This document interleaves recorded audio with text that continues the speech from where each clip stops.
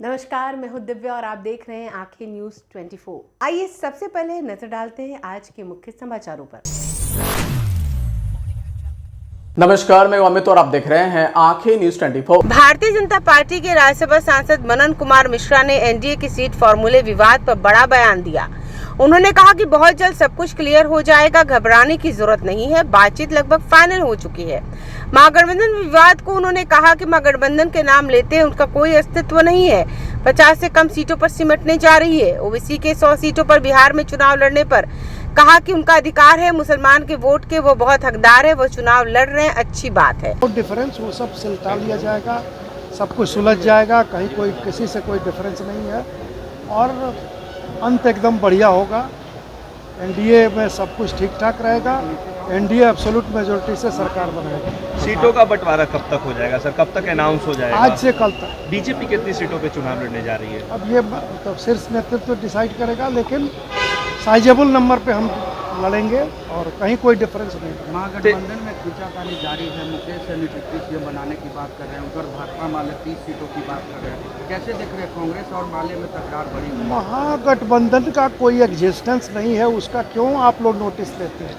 महागठबंधन को 50 के नीचे सिमट के रह जाना, इसलिए महागठबंधन की ज़्यादा चिंता न कर। असुद्दीन ओवैसी 100 सीट पर चुनाव लड़ने की बात कर रहे हैं और कह रहे हैं थर्ड फ्रंट बनाएंगे। निश्चित तौर पे आज की तारीख में हम मुस्लिम के लीडर हैं, तो अगर वो लड़ रहे हैं, मुस्लिमों के वोट के दावेदार हैं नंबर 1 पे, तो नमस्कार, मैं अमित और आप देख रहे हैं आंखें न्यूज 24। राजद सुप्रीमो लालू प्रसाद, राबड़ी देवी, तेजस्वी यादव समेत पूरा परिवार दिल्ली के लिए रवाना हो चुका है। सीट शेयरिंग फार्मूले पर तेजस्वी यादव राहुल गांधी से मुलाकात कर सकते हैं। कल 13 अक्टूबर को लैंड फॉर जॉब मामले में फैसला आएगा। दिल्ली राज्य रेवेन्यू कोर्ट में पेश होने के लिए पूरा परिवार दिल्ली रवाना हो चुका है। तेजस्वी यादव ने कहा है कि मेरे द्वारा नौकरी देने की घोषणा पर सत्ता पक्ष के लोग परेशान हो रहे हैं। अगर मैंने जो कहा वह करूंगा। जिस परिवार में सरकारी नौकरी नहीं है उसे परिवार के सदस्यों को सरकारी नौकरी मिलेगी। 14 नवंबर के बाद से बिहार की जनता बेरोजगारी से मुक्त होगी। कोई तकलीफ की बात नहीं है, सब सही है।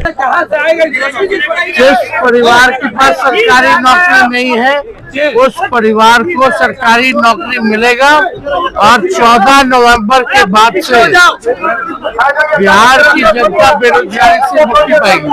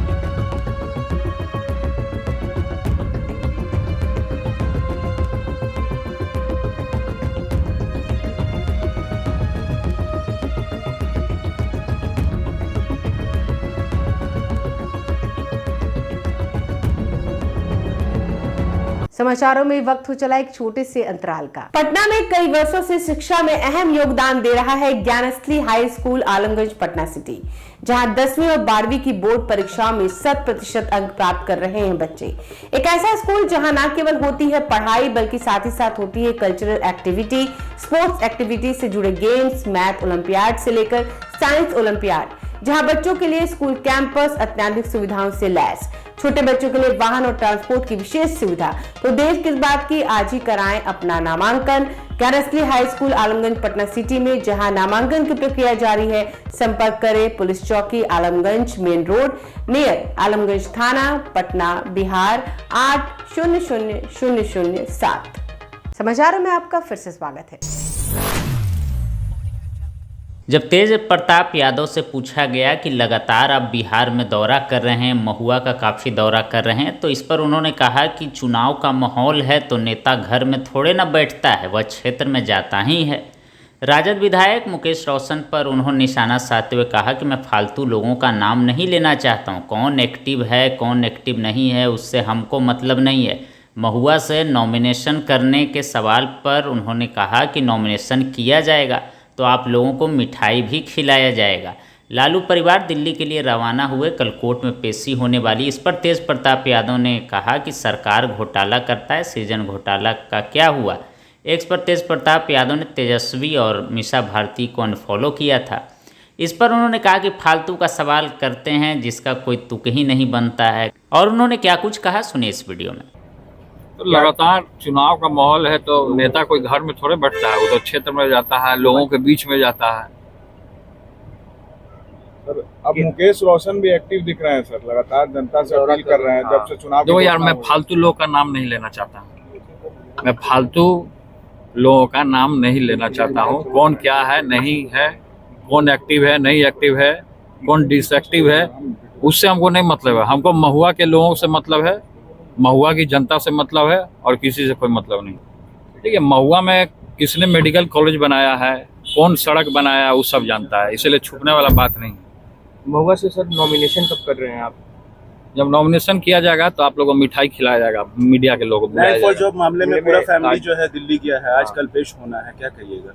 IRCT घोटाले में रेलवे से तो सरकार घोटाला करता है ना। नीतीश कुमार भी घोटाला, सृजन घोटाला क्या हुआ, सृजन घोटाला का क्या हुआ, हम ये जानना चाहते हैं। अब घूर फिर के आप लोग टारगेट कीजिएगा मीडिया के लोग, ये ठीक बात नहीं। ये आपने अनफॉलो कर दिया है तेजस्वी यादव को, परिवार के सदस्य। फालतू का सवाल तुम करते हो जिसका कोई तुक ही नहीं बनता है। कौन किसको अनफॉलो किया है, कौन नहीं अनफॉलो किया है। अब फेसबुक में घुस करके तुम लोग ये सब न्यूज निकालते हो, ये सब फालतू का बात मत करो। आपने ऐलान करने की भी बात की है भैया कि जोरदार ऐलान किया जाएगा। ऐलान करने की भी बात की है कि जल्द ही ऐलान किया जाएगा। तो ऐलान किया जाएगा तो आपको आग काय लगा हुआ, मिर्ची लगा हुआ, मीडिया के लोग को ऐलान कर दिया जाएगा। नमस्कार, मैं अमित और आप देख रहे हैं आंखें न्यूज 24। बिहार में अब मानसून का मौसम रुखसत लेने लगा है। शुक्रवार से ही राज्य के कई हिस्सों में बारिश की बूंदें थम चुकी है और मौसम ने करवट लेना शुरू कर दिया है। पटना स्थित बिहार मौसम सेवा केंद्र ने इसकी आधिकारिक पुष्टि करते हुए कहा कि अब बिहार में नो रेन डे का दौर शुरू हो गया है, यानी आने वाले दिनों में आसमान से अब पानी नहीं बल्कि ठंड हवा और ओस की नमी उतरेगी। बिहार मौसम सेवा केंद्र के अनुसार दक्षिण पश्चिमी मानसून 10 अक्टूबर को गुजरात, महाराष्ट्र, मध्य प्रदेश और उत्तर प्रदेश के अधिकांश हिस्सों से पीछे हट चुका है और अब बिहार के शेष इलाकों से भी विदाई की परिस्थितियां पूरी तरह अनुकूल हैं। आने वाले 3 से 4 दिनों में मानसून का पर्दा पूरी तरह गिर जाएगा। पटना, गया, दरभंगा, भागलपुर और पूर्णिया जैसे जिलों में सुबह शाम हल्की ठंड हवाएं चलने लगी हैं। ग्रामीण इलाकों में ओस की परत और हल्का कोहरा सुबह के वक्त दिखाई देने लगा है। लोगों को अब सुबह सुबह रज़ाई की याद आने लगी है। मौसम वैज्ञानिकों का कहना है कि रात का तापमान अगले सप्ताह तक 2 से 3 डिग्री सेल्सियस तक गिर सकता है, जबकि दिन का तापमान फिलहाल उतार चढ़ाव के साथ सामान्य बना रहेगा। दोपहर की गर्म धूप और शाम की सर्द हवाएं अब मौसम को सुहाना बना रही हैं।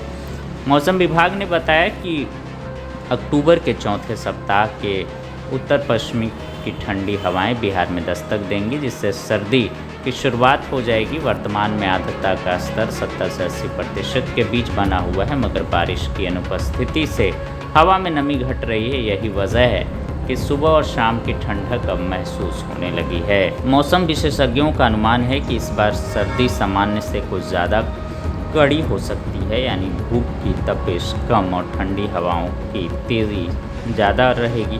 किसान समुदाय के लिए यह राहत की खबर है। बारिश थमते ही खेतों में कटाई और बुआई के काम तेजी से आगे बढ़ सकेंगे। कुल मिलाकर बिहार में मानसून का परचम अब उतर चुका है। अगर आपने अभी तक हमारे चैनल को सब्सक्राइब नहीं किया है तो हमारे चैनल को जल्द से जल्द सब्सक्राइब करें, लाइक करें और शेयर करें।